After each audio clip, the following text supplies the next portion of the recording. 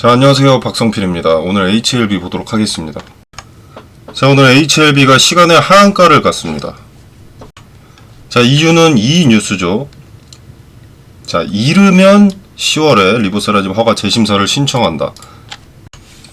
자, 이르면이라고 되어 있기 때문에 연내 허가가 안 되겠구나. 자, 이런 심리가 반영돼서 시간의 급락이 나온 겁니다. 자, 내용을 좀 잠깐 보면은, 자, 미국 자회사 엘레바 테라퓨틱스 정세호 대표가 지난주 FDA의 회의 이후에 이르면 오는 10월 허가 재신청을 계획하고 있다고 밝혔다는 내용입니다. 자, 만약에 이게 사실이라면 기대감이 조금 꺾일 수 있는 내용이긴 한데, 자, HLB 공식 블로그에서 관련된 입장을 밝혔습니다. 자, 보시면 오늘 미국의 한 언론에 10월 중 서류 재제출이라는 내용이 실렸고, 이를 국내 전문지가 이르면 10월이라고 기사한 것과 관련해서 좀 더 자세히 설명을 드리겠다. 그래서 그 자세한 내막을 HLB에서 언급을 했는데, 미국 엘레바 정세호 대표는 미국 언론과의 인터뷰에서 서류 제출 같은 경우에는 항서와 협의해서 진행할 것이고, 늦어도 9월, 10월까지는 마무리가 될 것이라고 언급을 했습니다. 자, 키포인트는 늦어도죠. 늦어도인데 이르면으로 정정해서 보도를 했다는 거죠. 늦어도와 이르면은 다릅니다. 그죠?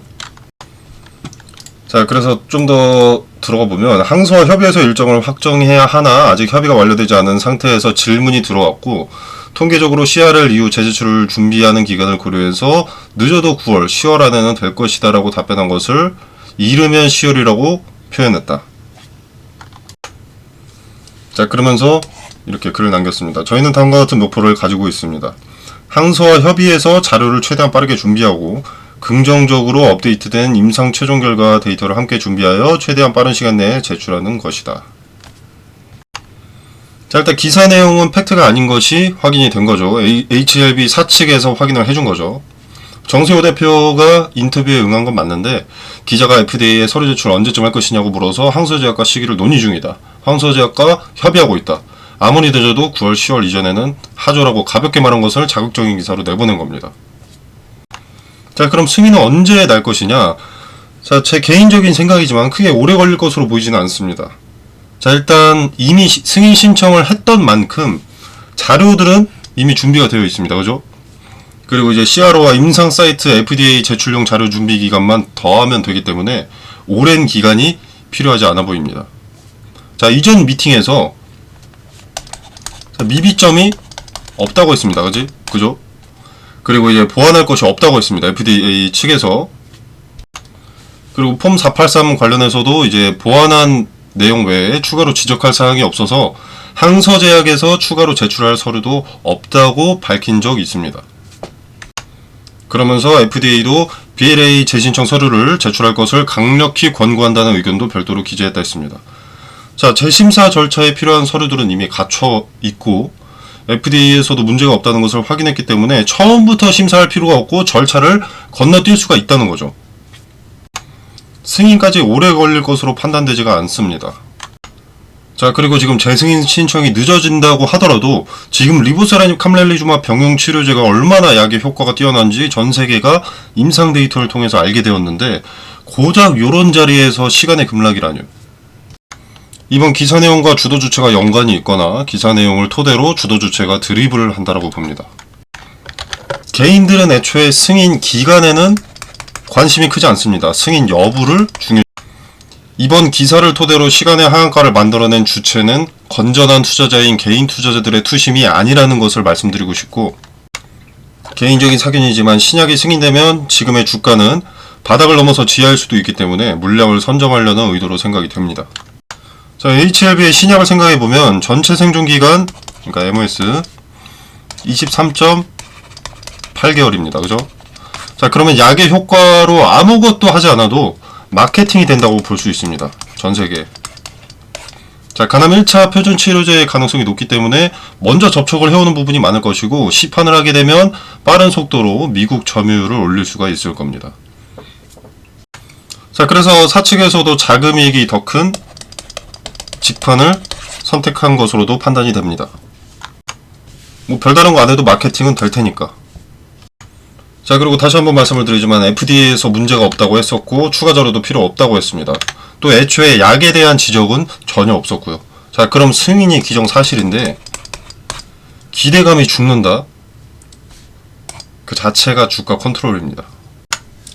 주도 주체가 의도를 했건 안 했건 승인이 지연된다는 기사를 토대로 투심이 다소 무너지는 것을 이용해서 저점의 물량을 확보하려는 계획일 수 있습니다.